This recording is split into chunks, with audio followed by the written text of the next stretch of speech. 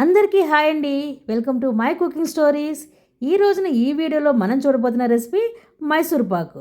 మూడు సింపుల్ ఇంగ్రీడియంట్స్తో చాలా సింపుల్గా చేసుకునేటువంటి ఈ రెసిపీని ఎలా చేయాలి అనేది ఇప్పుడు ఈ వీడియోలో చూసేద్దాము. దీనికి కావాల్సిన 3 ఇంగ్రీడియంట్స్ శనగపిండి, షుగరు, ఘీ. వీటిని 1:2:2 రేషియోలో తీసుకుంటాము. అంటే ఒక శనగపిండికి 2 షుగరు, 2 ఘీ. ముందుగా మనం ఒక గ్లాసుడు శనగపిండిని ఇలా స్ట్రైనర్లోనికి తీసుకుంటాము.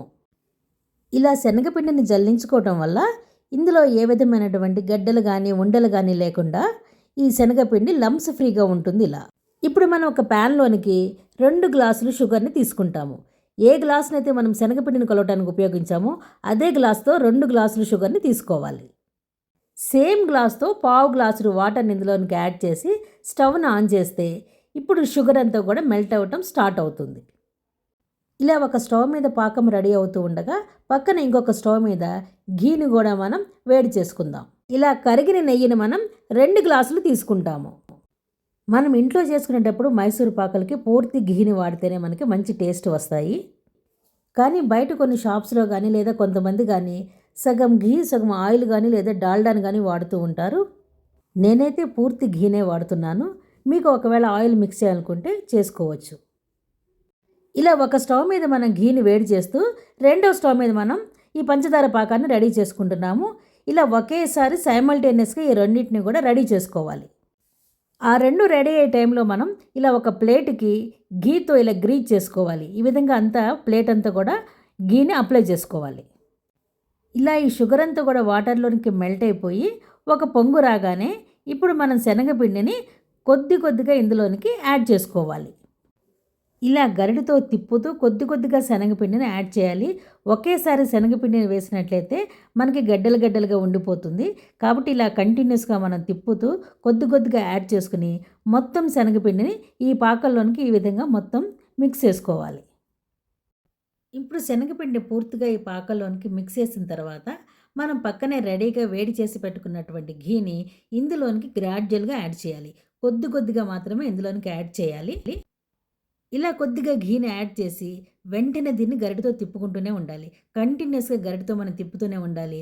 లేకపోతే ఇది అడుగున మాడిపోయేటువంటి ఛాన్స్ ఉంటుంది. కాబట్టి కొద్దిగా ఘీని ఇలా యాడ్ చేసుకుంటూ దాన్ని వెంటనే గరిటతో తిప్పుకుంటూ ఉంటే అప్పుడు మనకి ఈ పిండి ఘీని పూర్తిగా పీల్చుకుంటూ ఉంటుంది.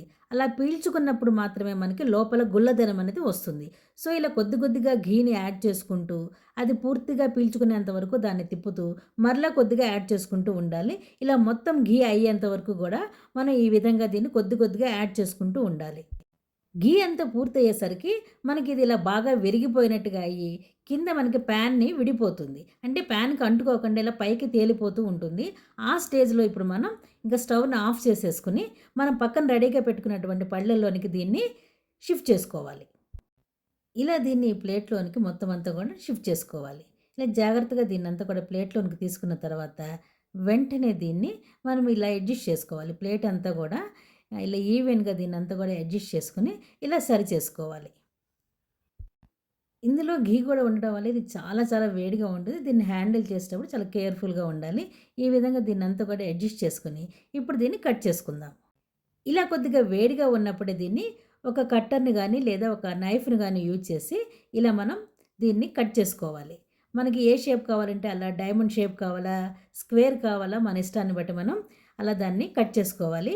ఇది పూర్తిగా చల్లారిన తర్వాత కట్ చేయడానికి వీలు పడదు. కాబట్టి ఇలా కొద్దిగా వేడిగా ఉన్నప్పుడే దీన్ని కట్ చేసుకోవాలి. ఇలా ఇవి పూర్తిగా చల్లారిన తర్వాత ఈ పీసెస్ని ఒక్కొక్క దాన్ని మనం ఇలా డీమోల్డ్ చేసి తీసి పక్కన పెట్టుకుంటాము. అన్ని పీసులు కూడా ఇలా చాలా పర్ఫెక్ట్గా వచ్చాయి. ఇలా వీటన్నిటిని కూడా ఒక ప్లేట్లోనికి తీసుకుని మనకి సర్వ్ చేసుకోవచ్చు.